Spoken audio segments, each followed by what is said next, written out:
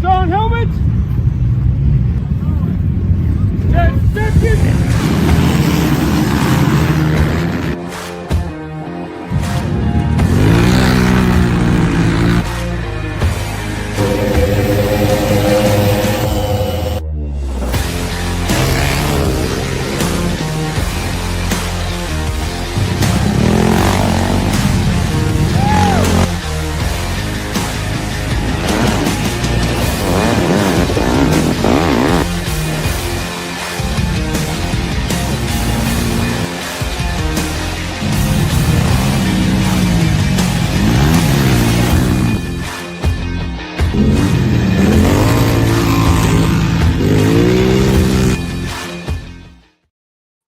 Welcome. I'm Chris McKean.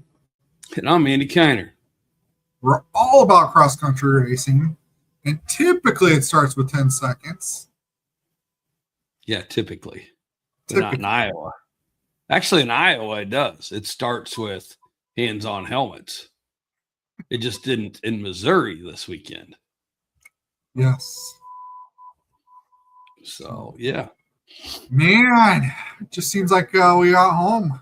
Haven't really got to rest back up. We did just get home. Got home, and you have some conflicts with your work, so I'm a little podcast a little bit early this week. Yeah, I found out this morning that we were going to be working until 7 o'clock for the next 2 weeks. And I was like, oh, no.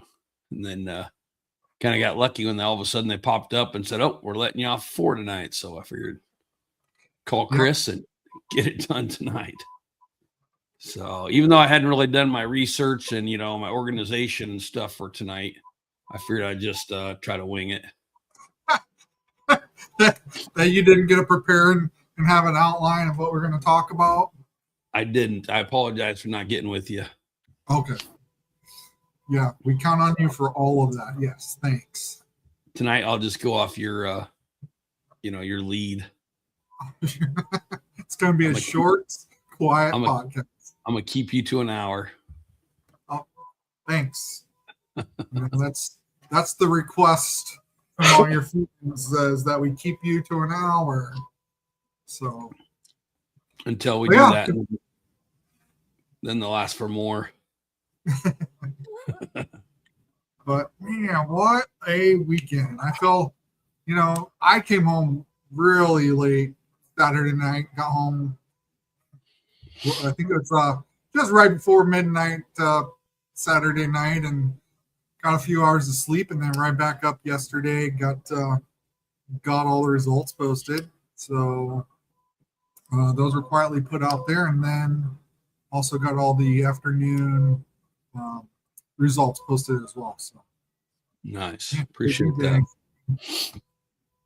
Had some calls today regarding that. That was nice to see it already up there, and could put out some fires, little stuff going on. And it's nice to be able to just look at it right then and not say, we'll look at it tonight or something, So it was nice. Appreciate getting that up there so fast. So normally. Yeah. So you had your hands full yesterday, but there's a lot of them, but boy, you kept up nice, and it's probably nice only doing 3 laps with that many people, isn't it? Sure. It was nice the amount of laps in, but the other chaos that went with it wasn't so fun. Yeah, we had technical issues. The display screen, the TV after what had happened that first lap decided to score everybody just on the display with a 0 position. And I can't fix that during the race because it'll take down the whole system. So I just can't stop scoring to get everything restarted. It's just a risk I didn't want to take. So, we were referring everybody to live scoring. That was all up to date. And we were reviewing things here and there. We had some unusual lap times kind of stick out. So I had a busy afternoon with the adults. So I can't say it was nice. It was only 3 laps. The issues were minimal, but it kept me busy. Yeah. No, I understand. I thought it was going to be a nice, easy day for you, and then everything started happening. But So, what? I mean, if we're going to start off, I think you got to start off Friday night. That was special. Who won the mustache that contest? was that. So Tate Swift won the fake one. It was just Okay. him and his dad. And then let's see, Devin Bowling. Devin Okay. Bowling won the real one they've been working on for quite some time. And I think not that anybody usually asked who was the runner up by any means, but that would be Dean. Okay. So yeah. Gotcha. I think it was pretty close.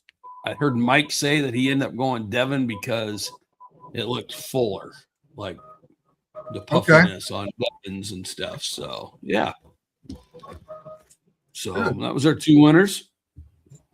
So Yeah, I missed that. I was doing some of the scoring stuff, trying to get, the last minute touches of the adults.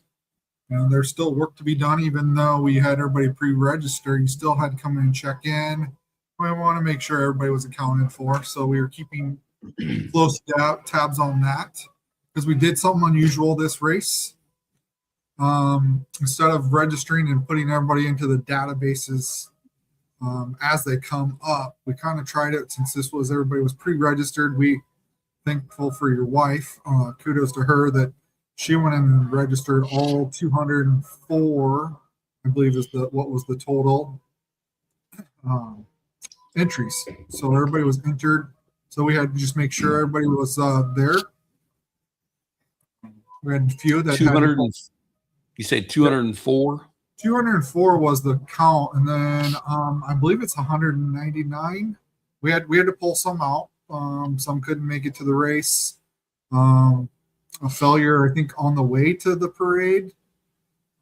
Yep, just a couple pull-outs. So I thought someone said a count of 204 actually went through the parade. I can get you that number. Maybe not. Not a huge deal. So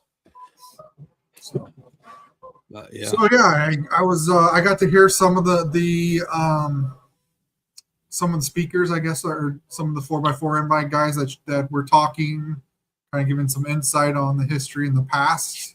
So it was good to hear. What was kind of your perspective of all of that? I've been getting text messages ever since then. I went live on Facebook a couple times just so, I still don't think a majority of the people understood what it was all about. There wasn't as many people as I thought would come up there. There's still a lot in the pitch, hanging out. And I think it's, I don't think some of them really knew how to appreciate what was really the opportunity there. But it was cool. I mean, we heard stories and, just about racing and everything, and it was just so neat to hear that stuff and interact with Mike. And you could just tell Mike was pretty happy about it, seeing everybody there and just hearing everything. It was just really cool. And the ones that took the time to come up and be a part of it and watch it and listen to it, man, I can't thank them enough. It's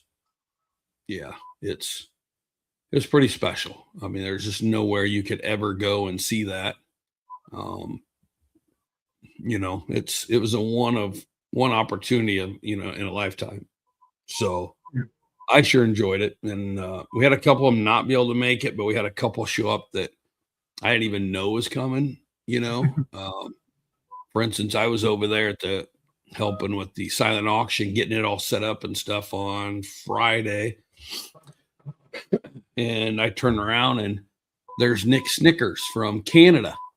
Drove all the way down just to see it and be a part of it from Canada. I thought that was 3 different countries that were there this weekend, in Gainesville, Missouri, and that was just really special, and for the guys that, there was a little bit of questioning why we did it. And some people thought they should be in it, and stuff. And it was just kind of funny, but there was a reason that those people were there, and it showed that night, and that day, and just had, so much fun, and all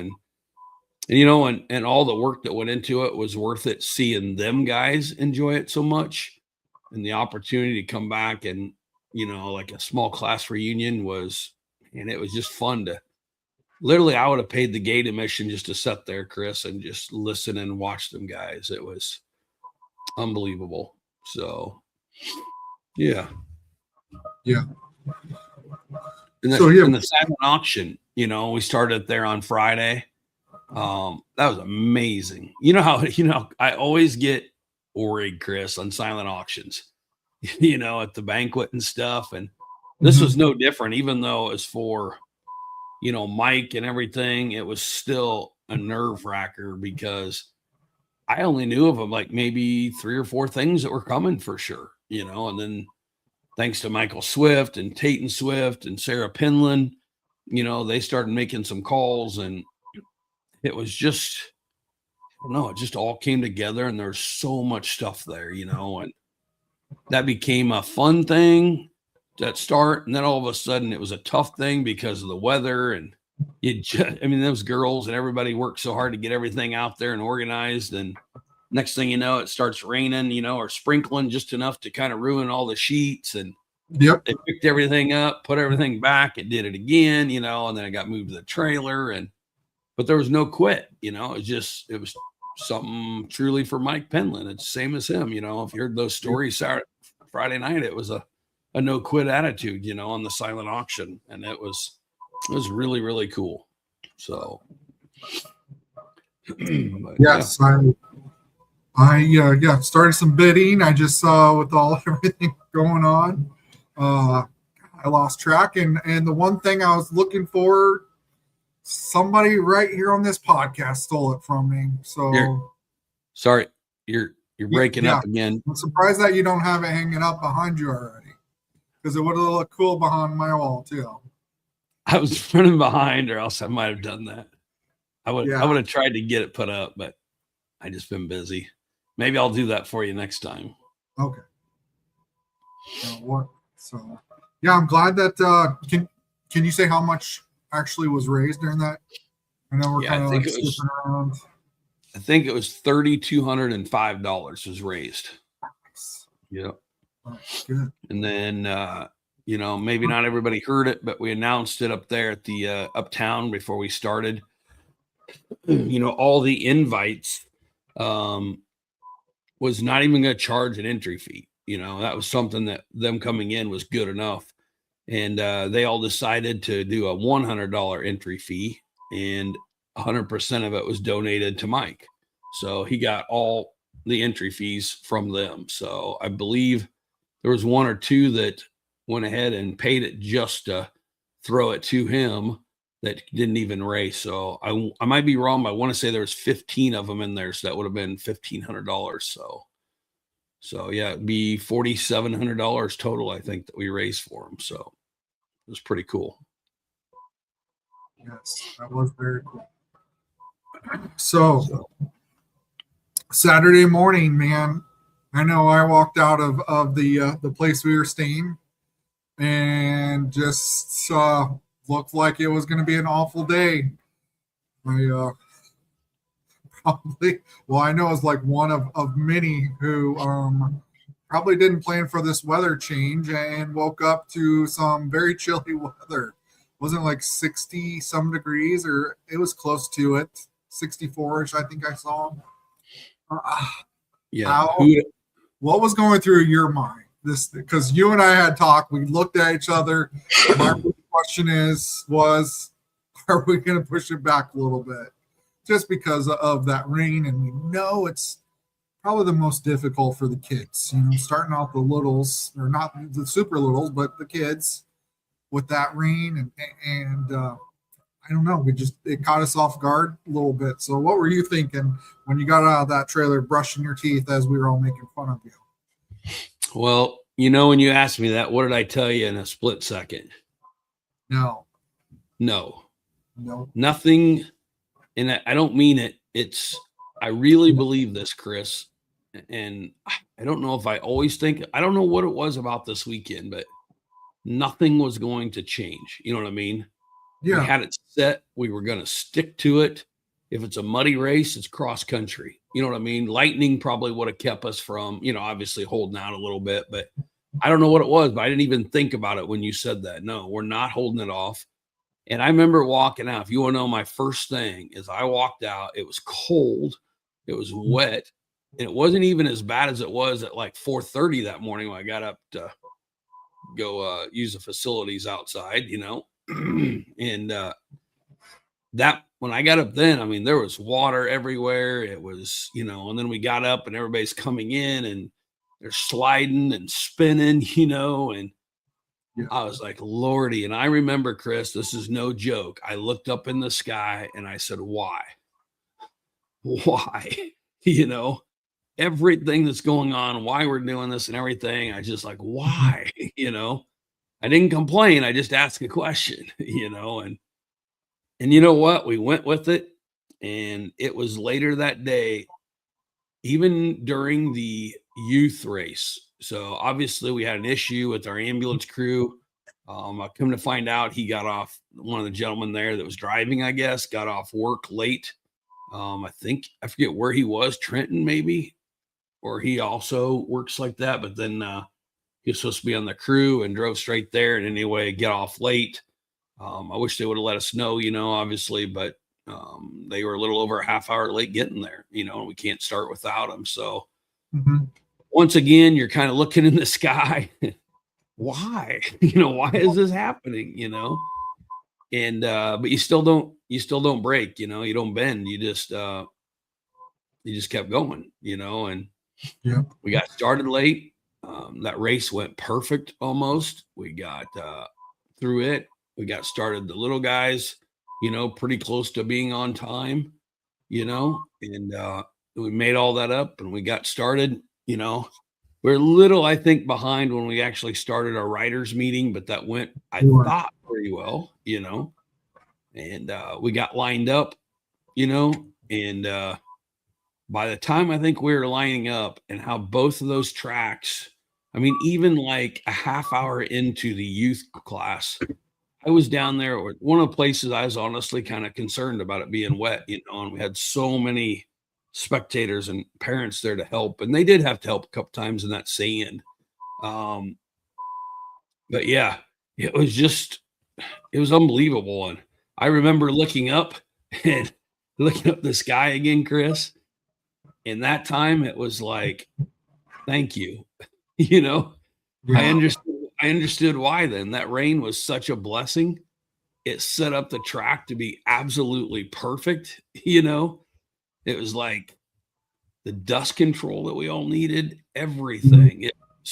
It just created that perfect atmosphere, and man, I don't know, that old Garth Brooks song, how does that go about some of God's greatest gifts or unanswered prayers, when you're like, please, good weather, please, it's like, why, but nope. So ended up being a great day for weather-wise. I honestly thought with all the rain, I was like, this is setting up to be a 4x4 race. Like it was just setting up. If it was going to continue to rain, the purpose, was just 4x4. So, but yeah, 10 o'clock, the sun came out, started drying things up, turned into a beautiful day. Yes, it did.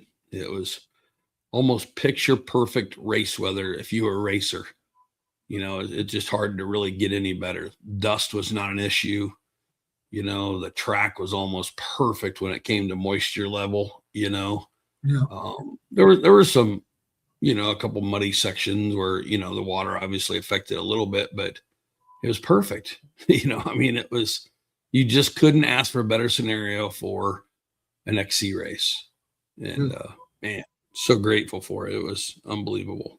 So I didn't get to see, we kind of skipped over. How'd the awards go for the youth? We can talk about both classes. how many Yeah. smiles ear to ear did you see handing out those Penlands? And Are you talking outside of Mike? Because Mike was smiling pretty big by himself. well, well, how are the kids? I mean, I talked to so many kids Friday. There's a certain one that, him and I talked for a while. We had a deal worked out. Not going to throw him under the bus by name, but we did have a deal that if he won, we were supposed to share the trophy. He broke my heart Saturday after he won. Told me that he couldn't hold his end of the bargain. So He let you down, huh? he let me down. But Man. how was that awards ceremony?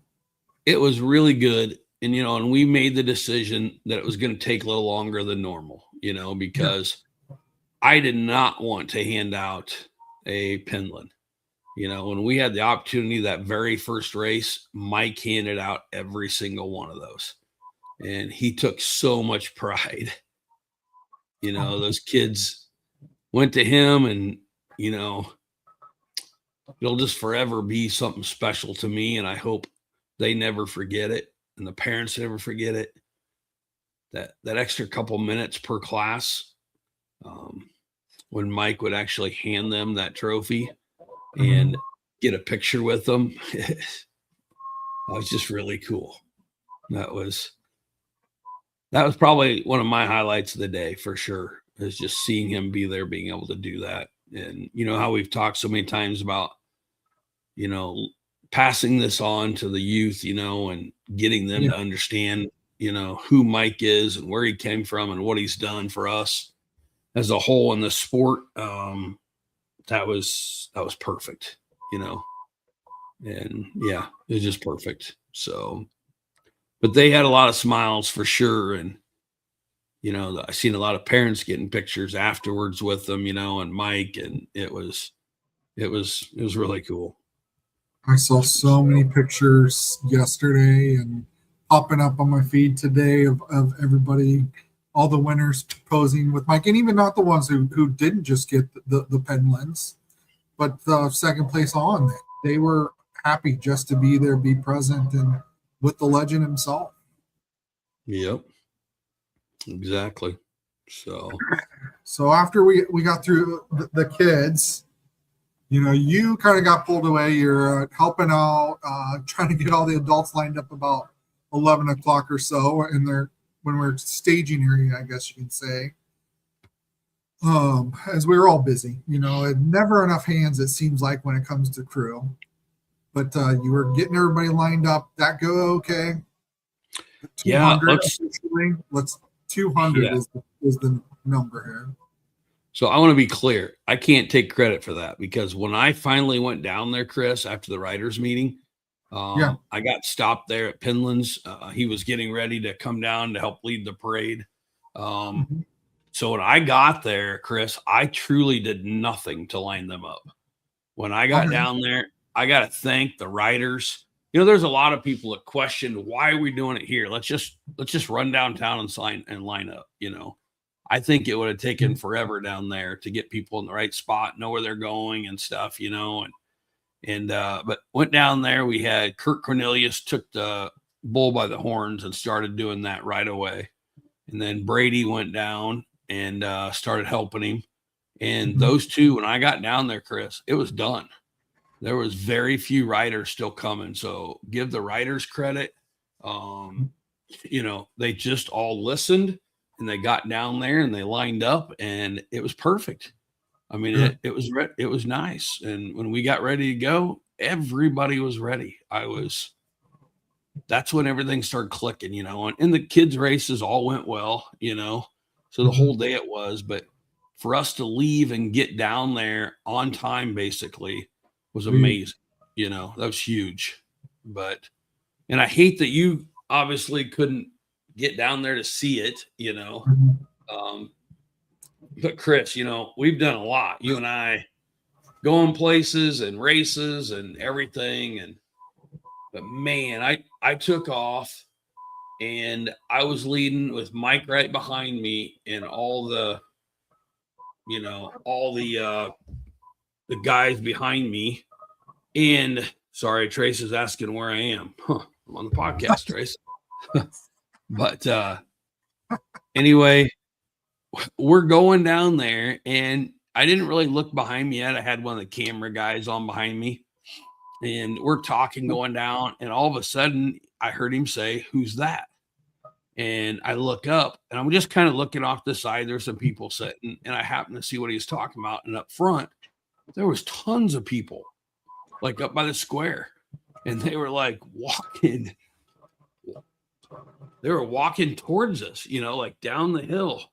And I'm like, "Oh, this is cool." There's more people up here than I thought there would be. And I turn around, and Chris, I ain't joking. I turned around, and I had to kind of, if you see in the video I was watching today, it's showing it, and you see me all of a sudden go to the left. Well, I went to left because with Penland right behind me in the side by side, and he had a camera guy in the back, I couldn't quite see like what I wanted to see, and I slid over to the left so I could see. I was blown away. I mean, I know I went blank, and like I had a tear in my eye. It was it's one of the coolest things ever. I got to see some of the videos, and when you guys coming over the hills, coming into town, and kind of everybody gathering by the square, like this big, what would 205 with all of you guys up front, and then everybody in the back. Wow, what a sight from the videos. Yeah. And here's the thing. And I know we had some guys question why we were doing the invite thing. People, we had 2 or 3 guys think they should be in there, all this and that.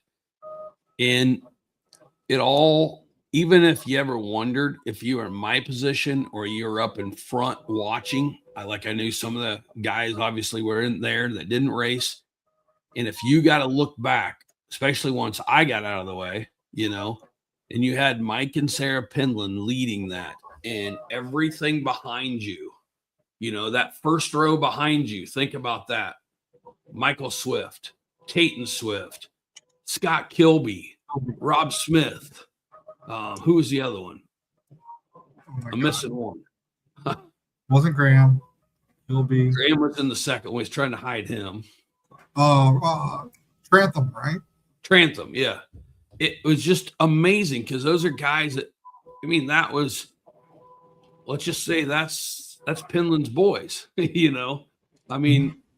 the guys that he brought up and, and had so much to do with. And just seeing that picture was priceless, and looking back, looking up the hill and see all the people from Canesville. I don't know. If there was ever a question in anybody's mind, if we picked the right location, and you and I've talked about this several times, we pulled a race out of a town of 40,000 people, all the hotels, all the motels, all the restaurants you could ask for, in a great town. But we were just ready to make a change, and people questioned, why are we going to Canesville? There's absolutely nothing there, Well, we seen it Saturday. What was there was some of the best people we've ever met, some of the most welcoming people, that was there. And man, that's small town USA. Yeah. It was perfect. Perfect setting, perfect day, perfect weather. It was, amazing.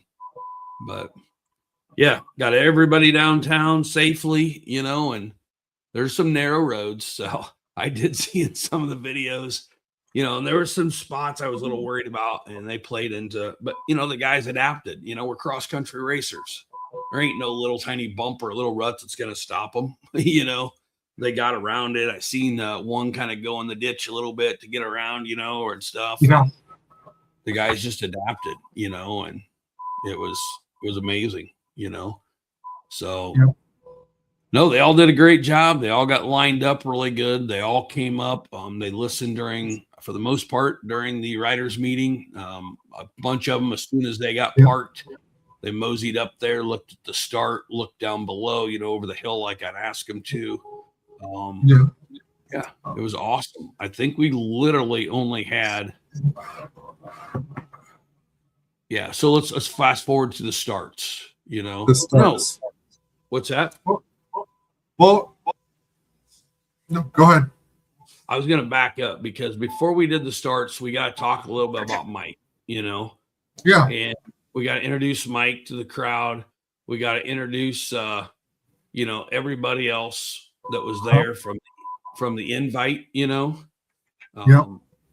They all came up on stage and we introduced them, and we got to thank them, and they all thanked Mike and stuff. And then they walked over to the machines to get ready to go. And Chris, I'm not lying. You know how excited I was for this race, and it was like a 4 or 5 part deal, Chris, the building up to it, all the work, and the guys, and, thank God Adam was there, and both the Ryans down there, it's amazing, but somehow or another, it always works and always comes together, but you're worried about it. And then the parade, well, I take it back. We already talked about Friday night, the story time. But then Saturday, when we get ready, we have the riders meeting, we go to the parade, we get the parade done. It's like, it was blowing me away. I don't know about everybody else, but it absolutely blew me away. And then we get up there and you're just waiting for something to go wrong, but you can't think that way. And we get everybody introduced and everything. We're ready to go. I see Big Dean getting the mic, getting ready to start doing the announcing. You and I talk for how many hours we talk about this has to go perfect. It's got to be 20 seconds. It can't be. Just crunching the math. And there was a lot of discussions about how we're going to do this. It's got to go off seamless. It's our first attempt ever. And God, did we pull it off. Man. I'll tell you what. I went over to pick up that sign, and all the people from Canesville and the track was there, the families, and you're looking around. It's just like, oh, it's real. It's everything, we all thought about. It was like, it's really happening. It's coming together. But when we were done and everybody's going back, it hit me, man. And I went over just like normal. I go to pick up the board. And when I picked up the board, it hit me, Chris, like a ton of bricks. And I'm not joking. Man, I picked that up and I had to find my water bottle. I was ready to upchuck, and I was so nervous. It wasn't even funny. And I haven't been that nervous in a long time. Man, I got a drink of water and I will go over there, and I hadn't even practiced where to stand, I'm like, nothing's clicking, and I go over there and I look over and ready to go. And Dean was right on cue and started announcing. And it's like, I didn't have a choice. I couldn't think about it, couldn't do nothing, and I heard him say 10 seconds. And I ain't kidding you. I reacted off of Dean the whole time. Dean did a great job. And he'd be 10 seconds, man. I stuck that thing out there the first time. And, I don't have time to look. I didn't know what was happening really the whole time. I looked behind me to turn one. Everybody made it. And it's like, I got to look back because I could barely hear Dean. And I looked over and I could see his facial like 10 seconds, And I'm like, oh, gotta go, And man, he kept me on track the whole time. And like two or three times, like I counted like him just to see where I was at. And it was like 8-9 seconds. And he was saying 10 seconds, almost on cue at 10 seconds. So I just went off of him the rest of the time. I couldn't hear hardly at all once we got going, but I could read his face saying 10 seconds. And that was my cue. So it's like always, Chris, we never planned that. We didn't talk about how we were really doing it. We're just going to go on the fly. And I'm just a big believer, man. If it's like us talking on here. We probably ramble half the time, but if we don't know ATVs and the racing, we shouldn't even be talking about it, And it was just like that. It's like with Dean and I, what's that? I can't even think of those two funny guys who was, I'm going to get lost here. Never mind. Yeah. So I couldn't believe it was like almost 20 seconds. And some looking back at the start, it was like 20 seconds on the dot. You guys had it perfect. I think there was a hiccup somewhere. I'm going to say around, I think it was row 13, maybe. That's what I was thinking when I was going through it live. But everything else went smooth. I mean, I think we had one person kill it, but they got it started fairly quick. Somebody went run out there perfectly to help, and he got it fired up, took off.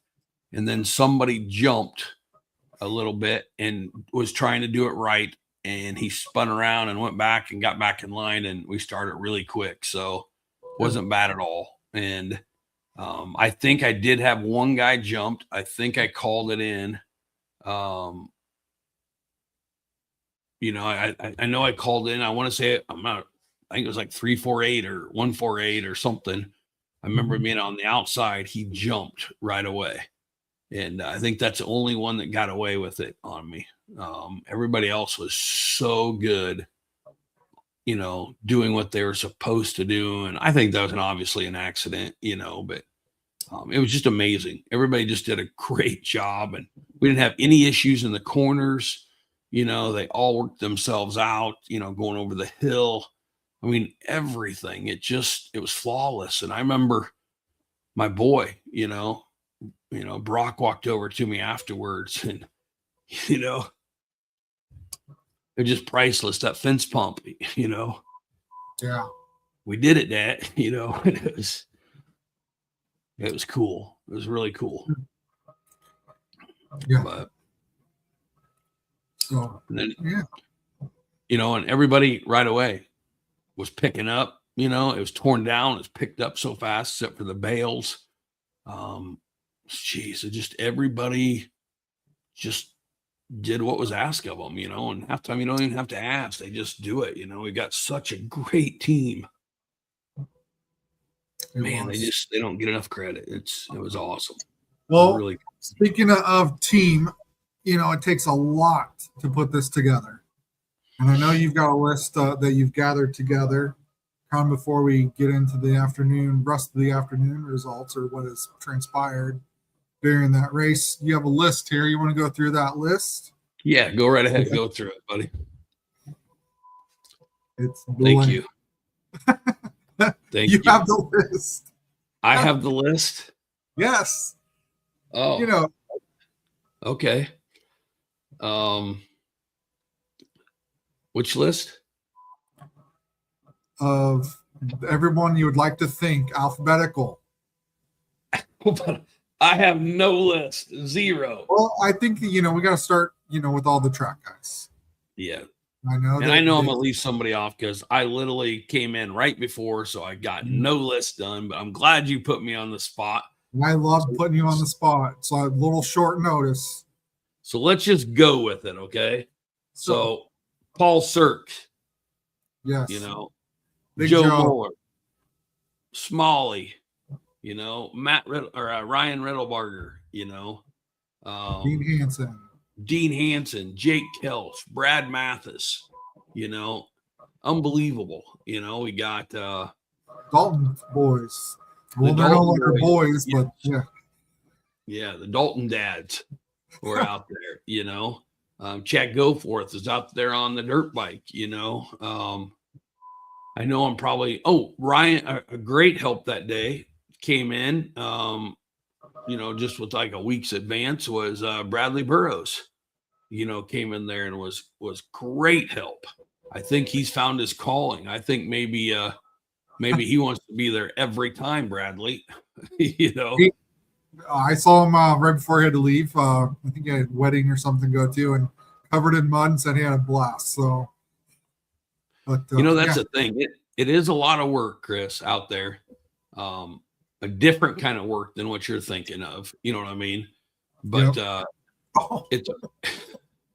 it's amazing, and I truly think, you know, the guys before and after, they have so much fun during it. I'm not gonna lie, it's tough. You know, them guys, it is tough on them. I know it is, and yeah, they just work their butts off. But I think it's I think they would all say it's rewarding, seeing the guys out there. And you can always get a couple of them that, don't get respected, but for the most part, it's amazing, and yeah. And they were 100% bought into why we were doing it and everything. And it was awesome, but let's go on with this list. Yeah. Keep that list going. Who? Kyle, Danny Graber. Yep. Danny Graber. Kyle Burnham. Kyle Burnham. Yep. You have Brocky. Brock. Brady. And Brady. Keep going. Oh, I know I'm probably missing somebody from your crew. We have Cora, Tracy's mom, always at the gate, willing to help out. Yep. You got Kyle Hayes. Joe Lutz. I think you missed Joe Lutz off of that, but he's kind of he does all. I mean, everything.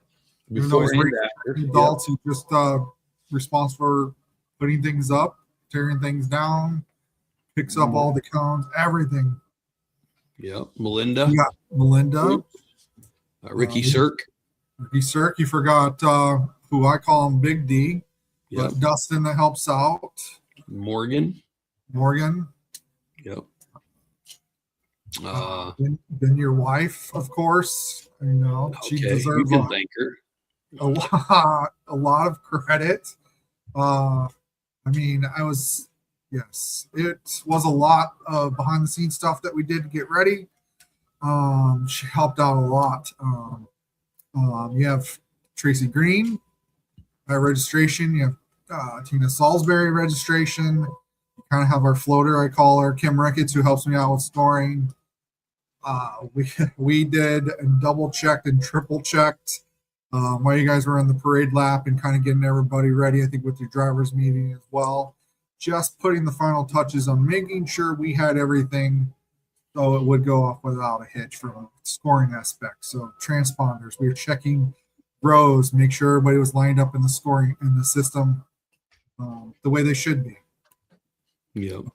And then on Wednesday night, it was really nice. Amanda Ratliff brought us pizzas for the whole crew and stuff, and it was a great gesture. We can't thank her enough, And then on Thursday night, Tasha Scott, she's a heck of a cook. She made a really nice meal for everybody and set everything up down by the crew. And the crew, that was nice, not having to worry about any of that stuff. And there's not too many places around to go grab it easy, and everybody's so busy. And man, we had a great spread that night. It was unbelievable. So.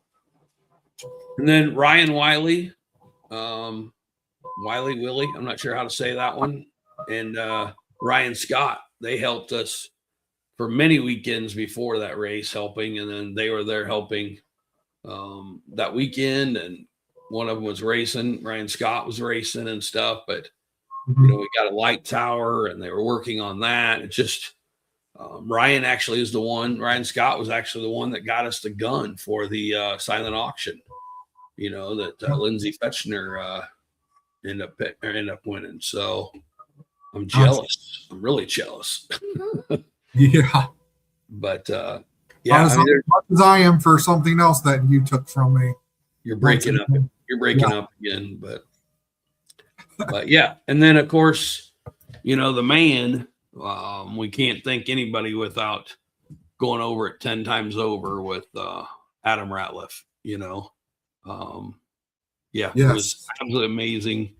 He's still working. He's the one picking up the arrows and stuff. And I mean, the time that he put in from the time that we started this to the time that, of the race, and then racing. And then, obviously now it's, I could go on all night and you're holding me to an hour. So I better calm down on that one, but we'll be forever thanking Adam for sure.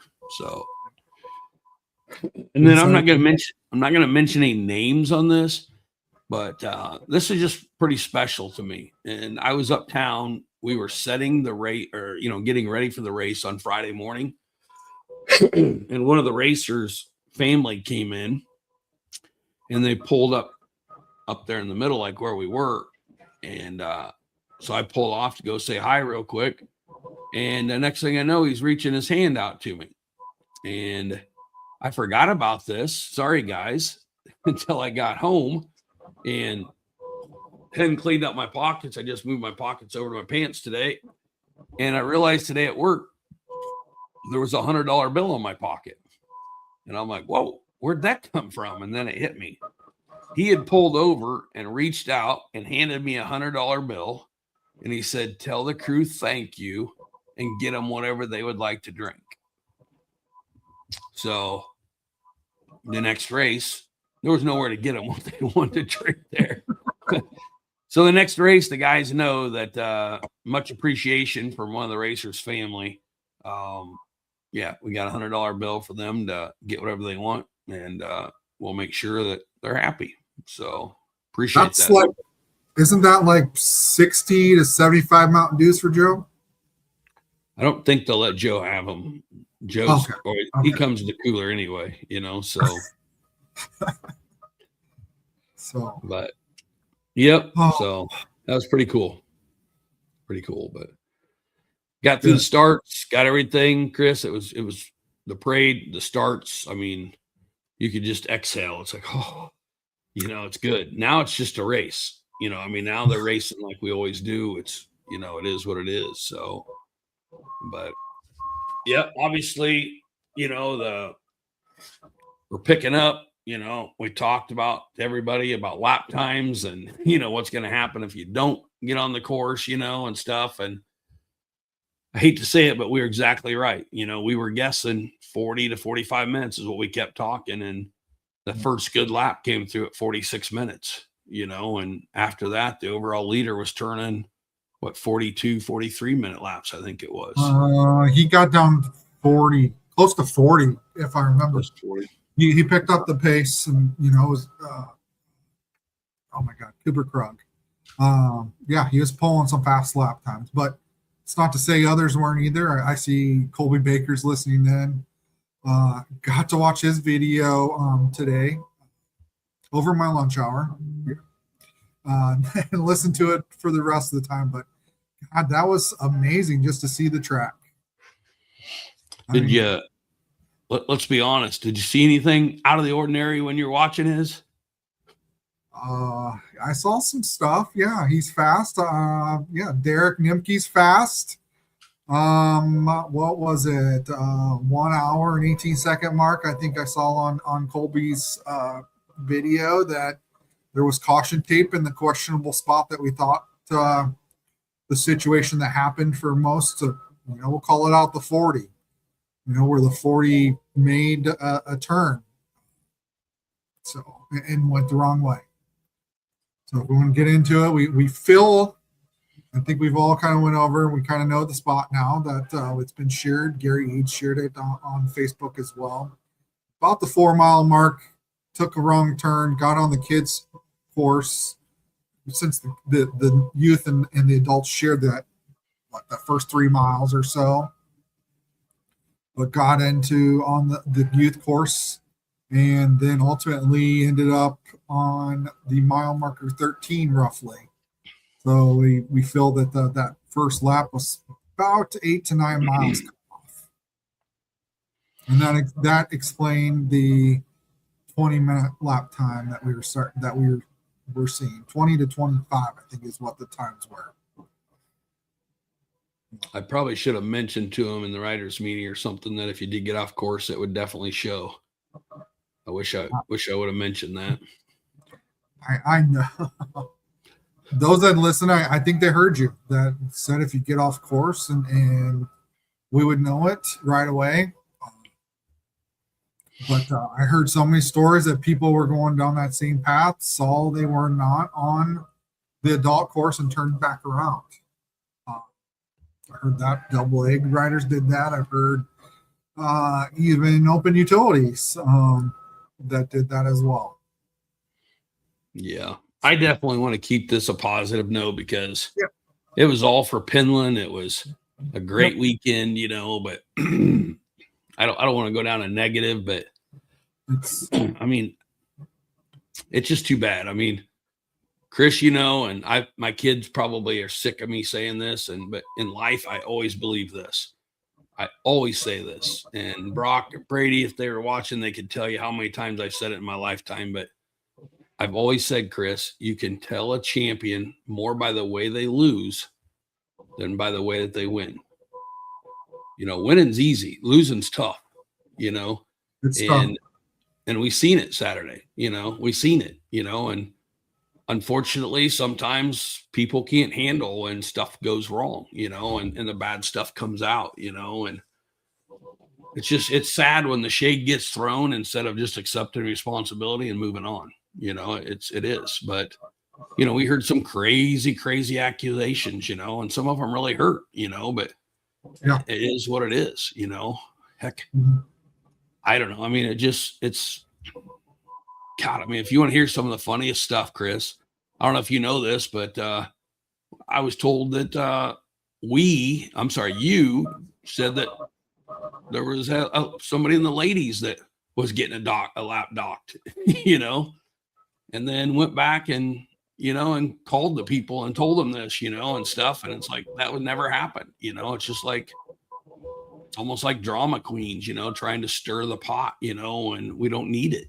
I mean, we knew exactly who it was, and some of them names that were brought up never was, It's I don't understand the negativity, that's brought up into that, and just different stuff like that, and accusations towards Brent Benjagerdes because he works on the track, and we both heard the right story on how Brent got turned around. Yeah. It wasn't Brent that turned around, as somebody turned him around, and just I know I literally walk away and I truly laugh at the accusations when somebody it's kind of like when somebody's drunk, they really tell you how they feel, Yeah. It's kind of like that, it's like they're not thinking, so they just blurt stuff out, and it sounds so silly sometimes. And I don't know if I was in that situation, my kid would never race again, or I wouldn't go to the race again if I was doing some of that stuff. But I don't want to go down to negativity. It's just, it started to put kind of a negative take on that day, and I just won't have it. It was one of those things where, hey, you're going to have it all the time, and we're going to move on. And this is a great race, and we're going to enjoy it. Even if unfortunately something happened. In hindsight, is there something that we could have done better? Absolutely. Hindsight, could riders done something better? Absolutely. But we're going to learn from it. We're going to move on. Yep. If somebody would tell me that they didn't have a great experience this weekend, I would tell you probably need to choose a different sport, because it was something special this weekend. We had some of the most special people, and I'm not talking outside people. I'm talking getting to showcase our series, and our people to great people. I mean, we had a lot of outside people too, but the best part of the whole weekend, Chris, was hearing people from Canesville. And I heard stories on Sunday about what they expected it to be and what they end up seeing. And what they seen was the same thing that we talk about, is all the great people from the small town of Canesville.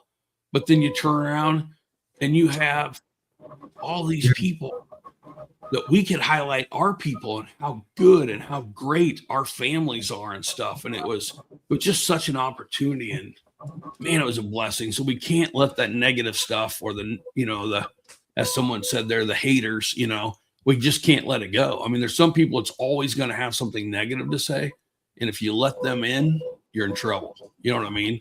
Let them be there, let them have fun. But like they said, I think Matt just said, their haters are going to hate, you know what I mean? And it's great, so you got to move on. You got to take the bad with the good in this deal. I'm sure they were disappointed. We were disappointed, but at the end of the day, God, it was awesome.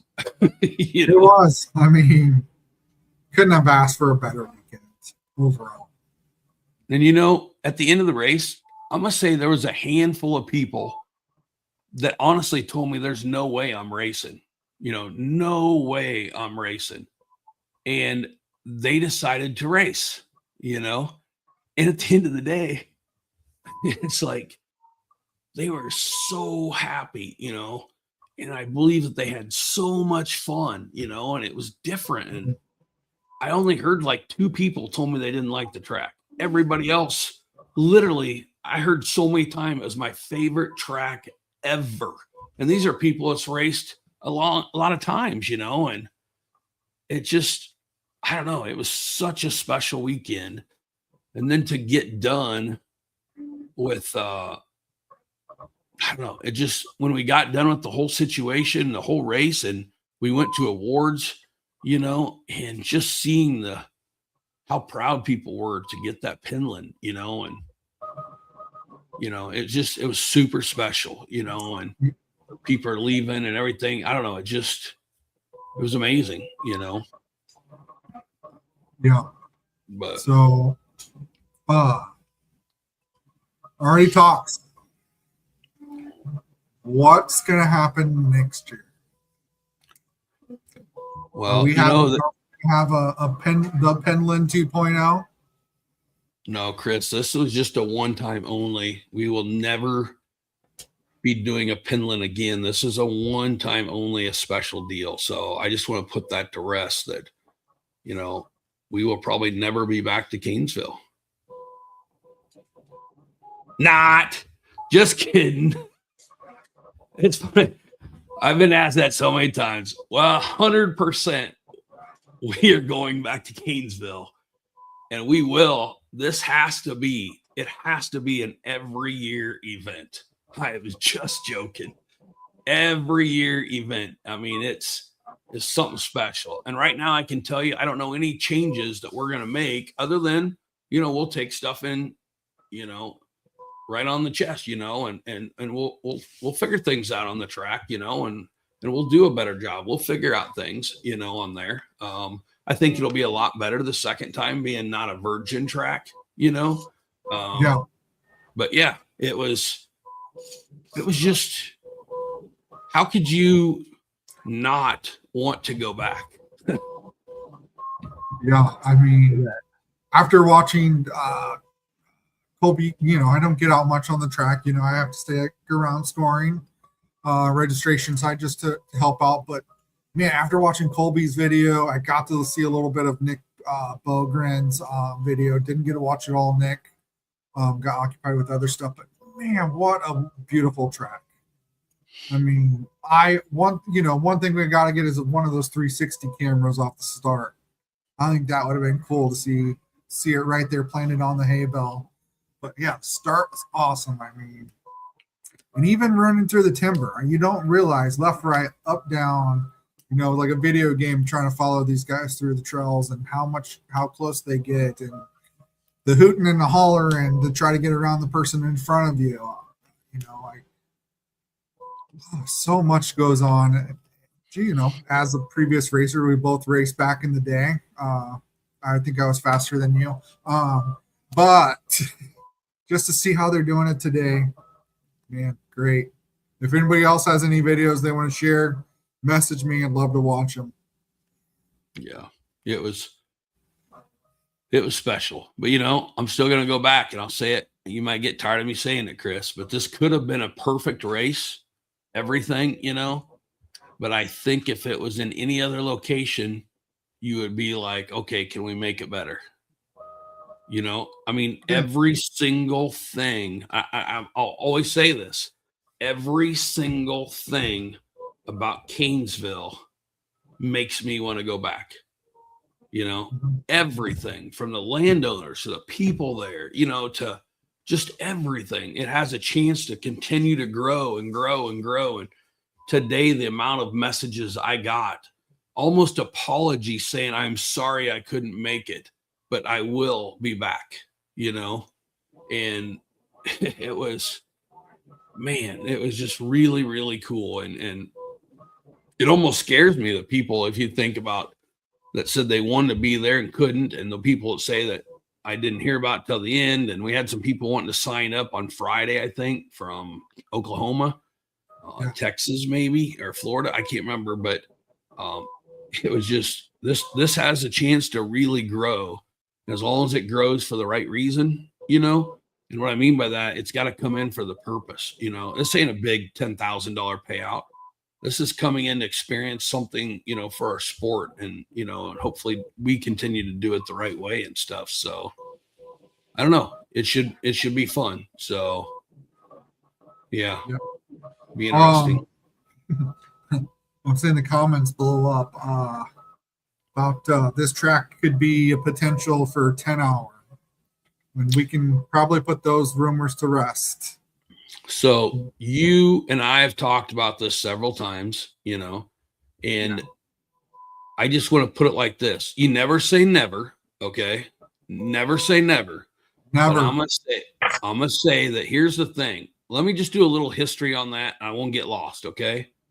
But I raced in the very first 12 hours of America, right? And against Mike Penland. Remember, I passed Mike Penland in the very first 12 hours of America. But anyway, with that being said, I had a blast.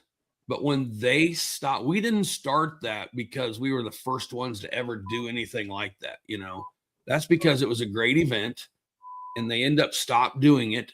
There was a void to be filled and we filled it. And I'm so proud of our team, the way that we handled the Heartland Challenge. And there was a lot of stuff that went on there too, but it was phenomenal. And times change, sponsors change. We had the same sponsor for what, 10, 15 years? I mean, what race has the same sponsor like that for that much? That was almost $25,000 we paid out for the longest time. And that's what I'm getting at. The big money doesn't make a race. It gets people to come in for one reason and they leave for that reason. And we've seen that as soon as that money left, the machine, the race shrank, and yeah, it's not, I'm not for it. I'm not for doing it just for that. I think it has to do more, and times have changed. People have changed. Maybe it was almost too tough of a race, some people that went to our races in Carlisle, would leave and say, hey, that's one of the toughest endurance races I've ever done for 10 hours, like I said, we didn't do it to compete against anybody else. And then a race started to compete against us. So it kind of divides the country, and you get half and half. And it's like, I don't know. I just think that I'm not saying we did a great job. I'm saying we did our best job, we never once tried to have the biggest event. We tried to have the best that we could put on, and I appreciate everybody that was there and supported it. And everybody, I got messages this year asking if we were doing it because they were coming from Texas. They were coming from, wherever it was. But long story short, we put it to bed for a reason. And it's very, very hard to do a one-off event without a big sponsor. And we kind of reshuffled the deck, and we knew we wanted to do something called the Penland, and I guess long story short, we've put that race to bed, and I don't foresee it in our future ever doing the Heartland again, the 10-hour. There's a race that does it right now. It's the 9 Hours of Havoc. I think it's coming up, and it's probably a good race to go to. You know what I mean? If somebody wants to do that, I would fully support that and go show off. And, I don't know. I just don't see us doing it. So let me just put it to that. It won't be in Canesville. We won't be doing a 10-hour in the near future. And our focus is the series and Canesville being that special race. So. So speaking of kind of Canesville, I heard some feedback from some of the landowners. I think that right off the start they were in their own, like how. Okay, let's kind of like back up. How many landowners did you have to deal with, and how many properties did our racers race on this weekend? Do you know off the top of your head? So let me tell you, yes, not counting the land that we actually had the track on. I did talk to the landowner there. But I want to be very, very clear. I never talked to the rest of the landowners once until this weekend, and I got to meet 2 or 3 of them. Adam Ratliff talked to 9 different landowners for us to get us through that start, and I don't want any kind of misconfusion on that. He is the one that got us approval. And when we went down there, Chris, I told the story, but you and I had talked, we're going to race through the town. We're going down the roads. When I got down there, we couldn't do it. There's no way I could send my racers down those roads. They were too narrow. There's too many mailboxes, too many electrical boxes. I couldn't do it. And when I seen the timber line outside of town, and I said, man, that might work if we could get in there. But that was all relying on Adam, because he knows the guys, to get in there and get the approval to get through their land. So 100% of that, like I said, only a couple of them, when I even know if they walk by us, but so many of them was just so willing. That's what I'm saying. In Canesville, it's like they just bought into it, and it was great.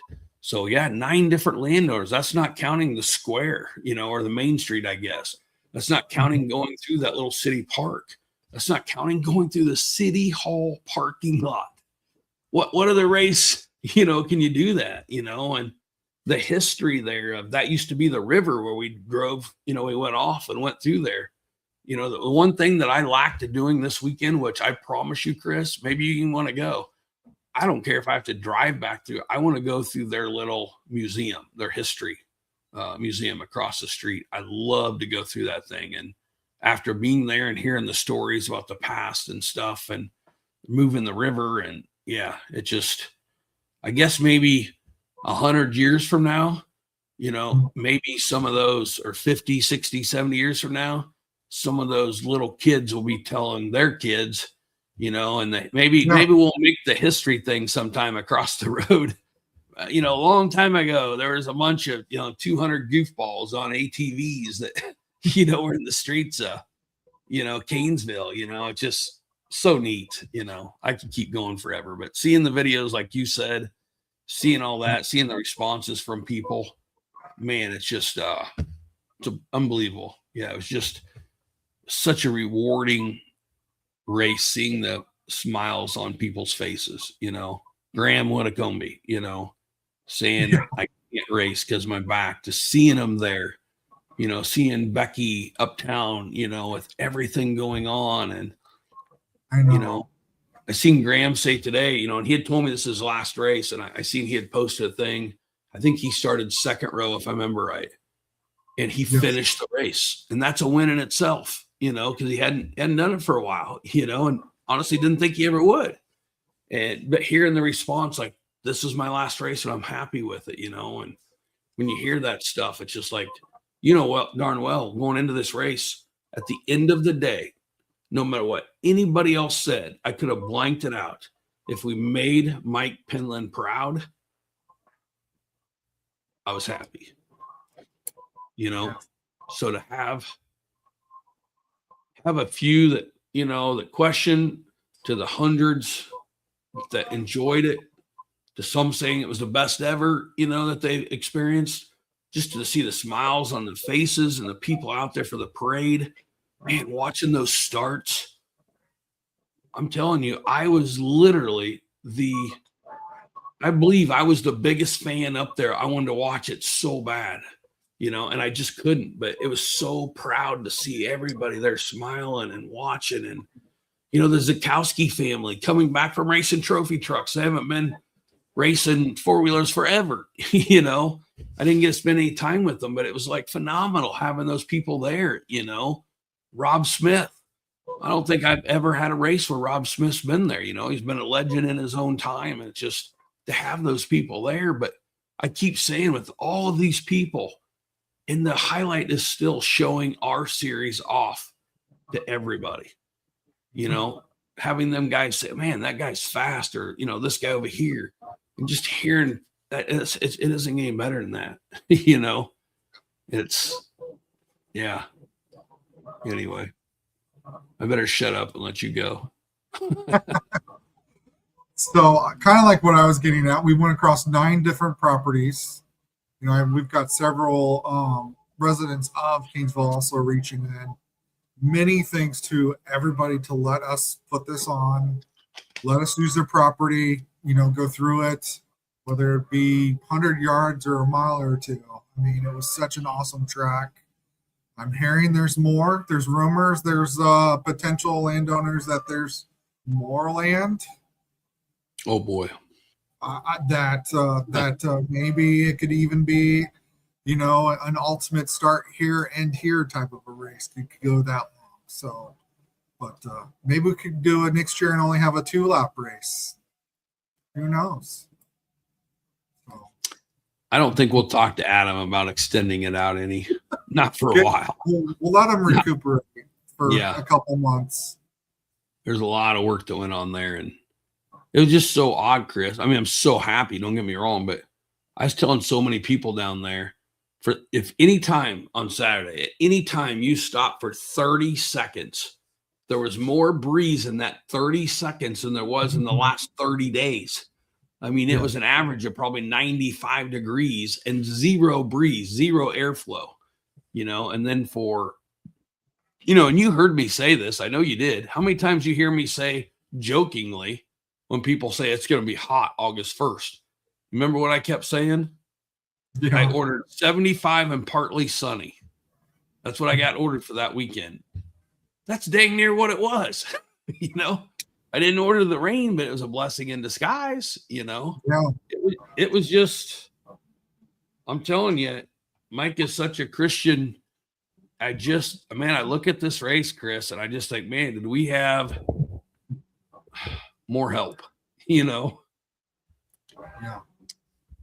Did we have more help, making this what it was for the reason we were doing it, and yep.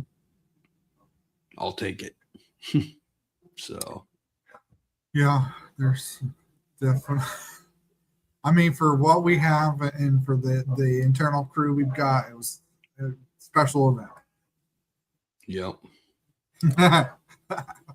Now somebody wants to put in an order for 70 and cloudy for Weldon. I don't know if I'm gonna abuse that, We'll see. Maybe we'll whisper a little bit instead of really ask for it, but it was something. So, but man, there's got to be some great pictures. I got to get with Sabrina because I know Dirt Wheels is looking for some pictures. I know down at the Bethany Republican, was super happy with it. I think they're going to be doing a very nice thing on it. Just really, really cool, So I had a great conversation with the gentleman that was there and came back out on Sunday from Canesville and was telling me, at church that day, how they were even talking about it and how a lot of people wasn't sure, the type of people that would be there, and he was telling me how when he first got there, that morning, how, we were asking people to remove their hats, and join us in prayer, and national anthem and everything. And it was I think, and I knew he would, how much I talk about all of our race family. I think our race family made a good impression. And I think Canesville made a great impression on our race family. And I think together it's just amazing, So, yeah.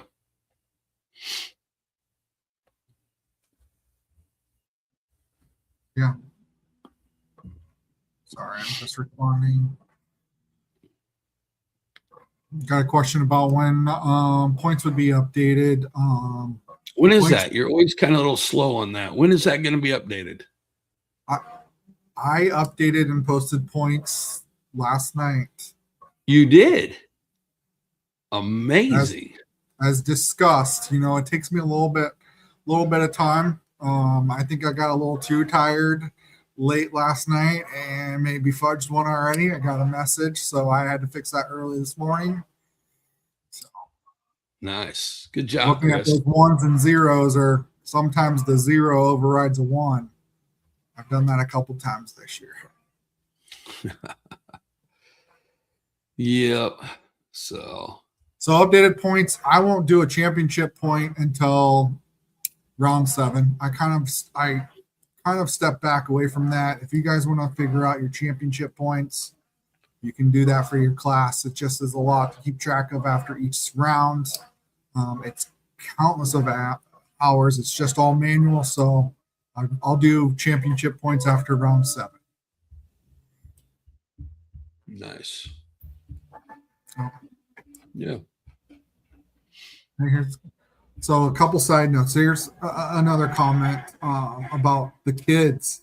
Oh my gosh, I've heard several comments about, kids riding bikes back in town and just being in the town was just, residents looked forward to that and liked it. Yeah.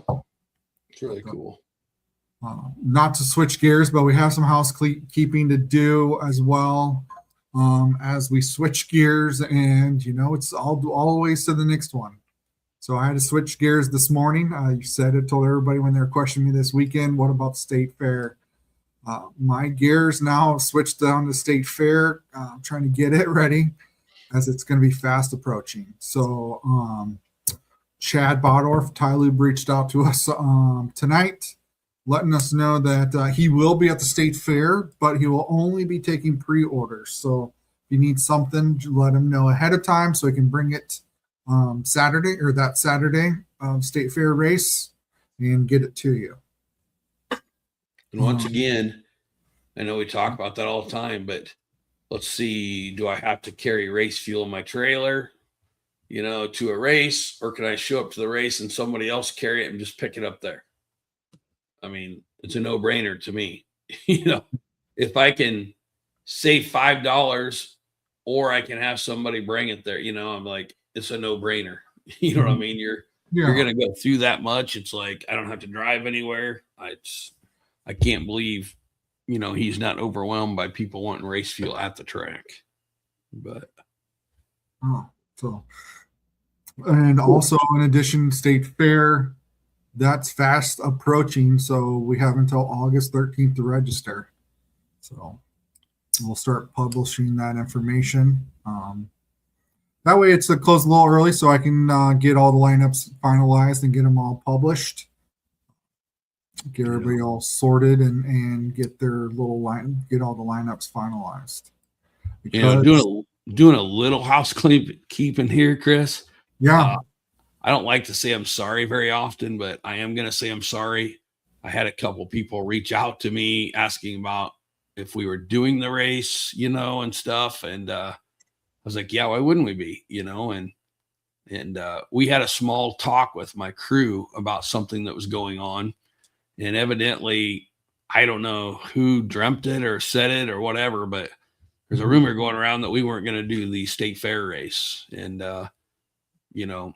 I don't know who would be going around saying that, but stirring the pot again. But, I think there's a lot of drama queens out there, and just trying to stir the pot, I guess. But we are 100% doing the race. And, I guess maybe you shouldn't be there if you're going to stir the pot like that. So anyway, yeah, just one of those things that just always amazes me that somebody has that much time to do that, but it is what it is. So, but we will be doing the fair on what's this, the 4th year in a row. Yeah. The 4th year in a row. So I can honestly, every time I tell you this, I know it's a pain in your behind, it's probably one of the easiest races for me outside of having to work all night this week or this year. But it's going to be a pain in our butt as far as getting our people in there and setting up for the display, on the Grand Concourse on Friday. Mm-hmm. With the rodeo going on Thursday, Friday, we can't start building that track until they're saying roughly 3:00 on Friday, so then you got the drones and you got the fireworks going off that night. We'll have to obviously stop for and get out of the way. So we're going to be working all night long to get that done between building it, watering it, rolling it, Yep. We're going to be out there probably all night long getting that done. So in case there's a question, there's 2 or 3 of us getting in that morning. We can't even go in there. We have to park outside in order to get our machines in there. There will be nobody pulling in at all on Friday unless you are with the crew. So please don't think that unless you have something to do with building the track or something, you will not be coming in on Friday night, no matter what. So, Gotcha. yeah. So, but again, We're only 2 weeks out. Remind everybody, what time should you be there if you're getting in line? Gates open at 7. Chris, can I be there at 7? I would suggest you be already sitting in line at 6 a.m. That's 6 a.m. about when we get there. University headed east, far right lane, come into gate. I want to say it's gate 2. That's 30th and University roughly. Sit in line. You'll see everybody backing up. They sometimes will open up that gate a little bit early for us, but officially it doesn't open until 7. And then it's just to get to the other gate for pits, it takes some time, and it's a little bit of patience from everybody as we get everybody in and parked. So yeah, be there early. I think last year they did let us in like 20 minutes early, if I remember right, because I was shocked. Yeah. They just let our people in, to get in there and get going and everything. So it should go a little smoother this year coming through the gate. But always give yourself time. And then remember, when it comes to actually getting in the gate and parking, there's a rhyme and a reason why we do the parking the way we do. We obviously try to get the bigger ones, parked, because we can get the little ones can be moved around a little bit more, so but we try to get you in there parked as fair as we can. I know sometimes it hasn't worked, but we've learned some stuff over the last couple of years, and it seems to be a lot easier. So, yeah. So, and on Saturday night, remember, after the races, they have to be out of there. I'll get a hard time. We'll say it next week for sure. I'll get a hard point, but last year I think it was 8:00. They had to have everybody out of there.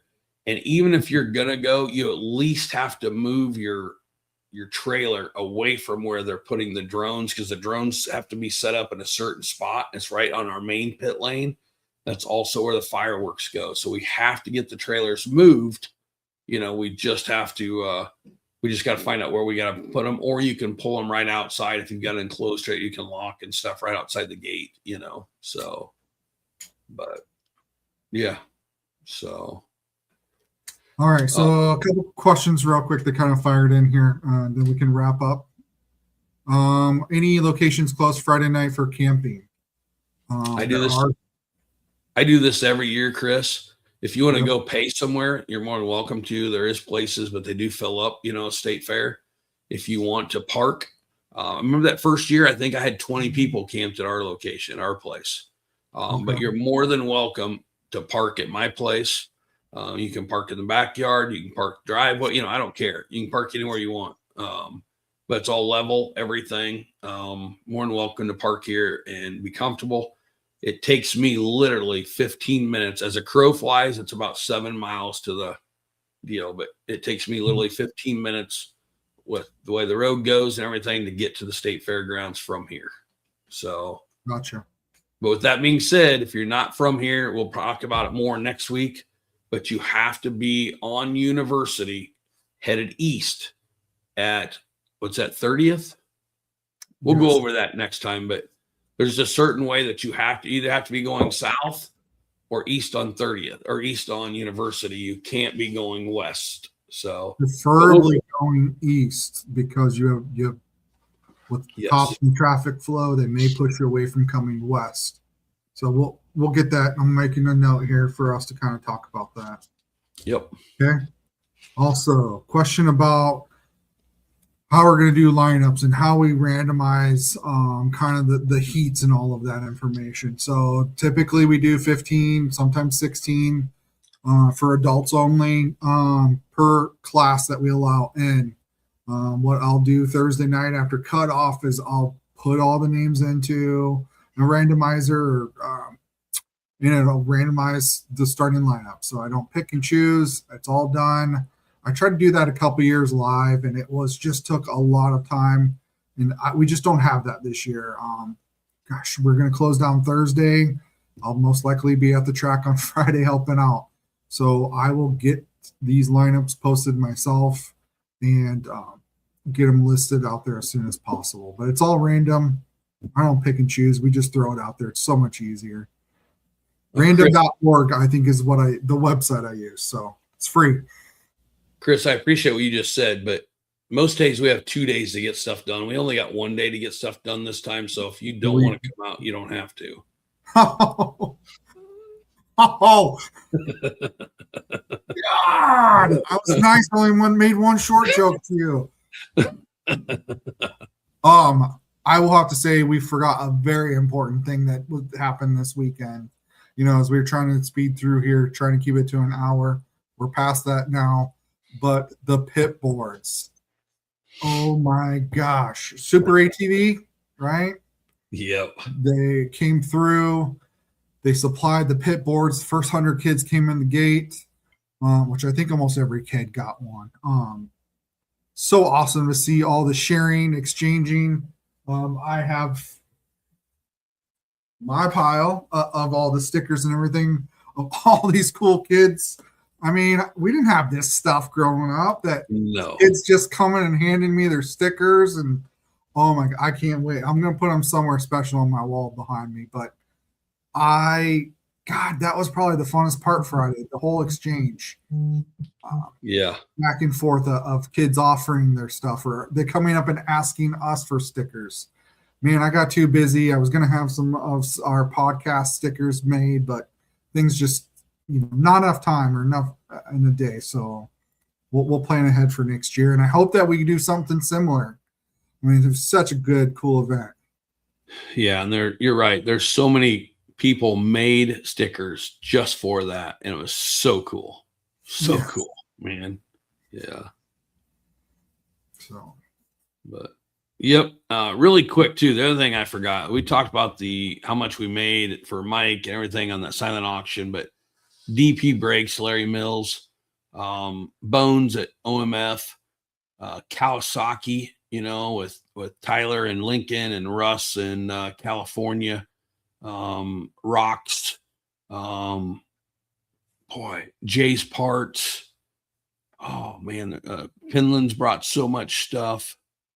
I know I'm forgetting some people, and I probably shouldn't have started, but thank you to everybody. CAC, not University, CAC with the gun company that did it. Yeah, it was just amazing what they did. So, but yep. And I see the comment, Marvin Scott Bacon. I don't know what to call you, Scott, Marvin.